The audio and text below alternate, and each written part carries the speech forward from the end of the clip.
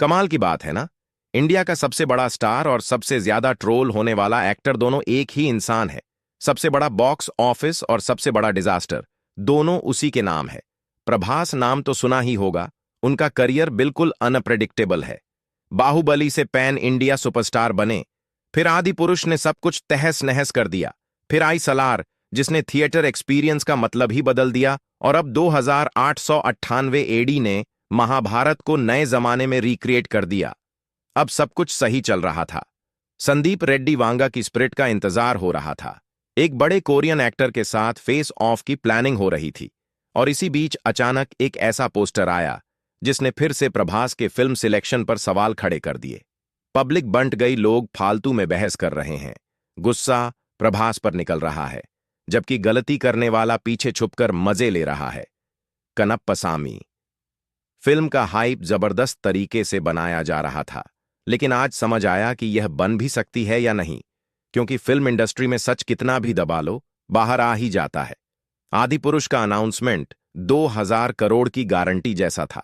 India का सबसे बड़ा एक्टर और सबसे बड़े धार्मिक कंटेंट पर हिट देने वाला डायरेक्टर, लेकिन जब फिल्म आई तो सबसे बड़ा डिजास्टर बन गई, क्योंकि कंटेंट में जान ही नहीं थी। फिल्म बनाने का मकसद किसी से छुपा नहीं था, बस पैसों के लिए इज्जत दांव पर लगा दी। अब वैसा ही कुछ फिर होने जा रहा है, क्योंकि कनप्पसामी को जिस तरह से पेश किया गया है वो एकदम आदि पुरुष 2.0 जैसा लग रहा है, और इस बार फिर से प्रभास ही निशाने पर आ गए हैं। अगर किसी फैन बेस का मिसयूज करना हो तो यही तरीका अपनाया जाता है। एस राजामौली के बाद सिर्फ प्रशांत नील ने सलार में प्रभास के स्टारडम को सही इस्तेमाल किया था, लेकिन कनप्पसामी में इसका उल्टा हो रहा है। यहां प्रभास को बड़ा नहीं बनाया जा रहा, बल्कि प्रभास की स्टारडम से फिल्म को बड़ा दिखाने की कोशिश की जा रही है। फिल्म का फर्स्ट लुक ही इतना ठंडा है कि सारा गुस्सा प्रभास पर निकल रहा है, जबकि जिसने ये डिजाइन किया उसकी सैलरी कटनी तय है, बिल्कुल जीरो एफर्ट्स के साथ। अगर कुछ बनाना हो तो कनप्पसामी का पोस्टर सबसे बड़ा उदाहरण है। सोचो, ये फिल्म का फर्स्ट लुक है, जिसे देखकर लोग फैसला करेंगे कि फिल्म देखनी है या नहीं, और इस पोस्टर ने सबको जवाब दे दिया है।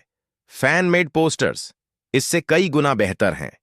उन्हें देखकर लगता है कि प्रभास इस फिल्म में भगवान शिव के रूप में दमदार लगेंगे, लेकिन ऑफिशियल पोस्टर देखो तो समझ नहीं आता कि यह प्रभास की फिल्म का है या कोई लो बजट मूवी का।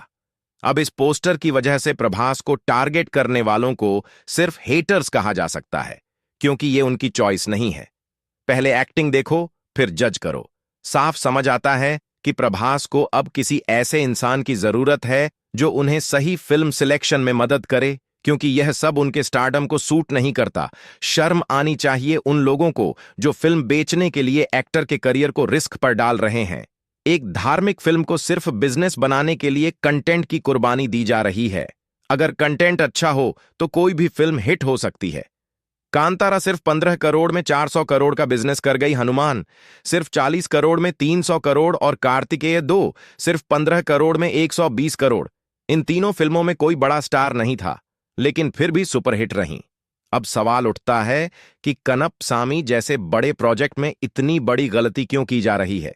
क्या इतना बड़ा नाम सिर्फ बिजनेस के लिए इस्तेमाल हो रहा है, या वाकई में कोई बड़ी प्लानिंग है? इस पर आपकी क्या राय है? जल्दी से कमेंट करें।